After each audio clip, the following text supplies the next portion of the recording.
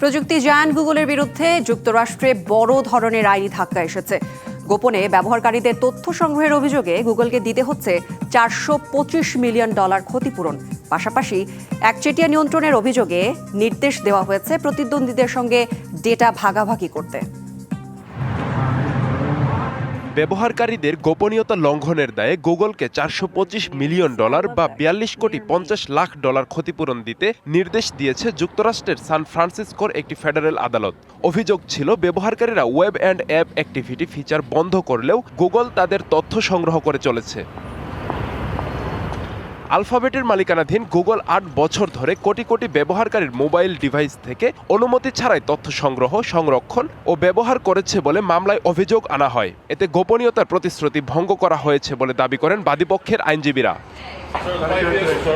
২০২০ সালের জুলাই মাসে করা এই ক্লাস অ্যাকশন মামলায় ব্যবহারকারীরা গুগলের বিরুদ্ধে ৩১ বিলিয়ন বা $৩,১০০ কোটি বেশি ক্ষতিপূরণ দাবি করেন।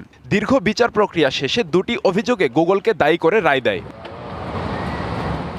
বাজারে বস্তুনিষ্ঠ প্রতিযোগিতা ফিরিয়ে আনতে গুগলকে প্রতিদ্বন্দ্বীদের সাথে ডেটা ভাগাভাগির আদেশ দেওয়া হয়েছে আরেকটি আদেশে। গুগল জানিয়েছে রায়ের বিরুদ্ধে আপিল করা হবে।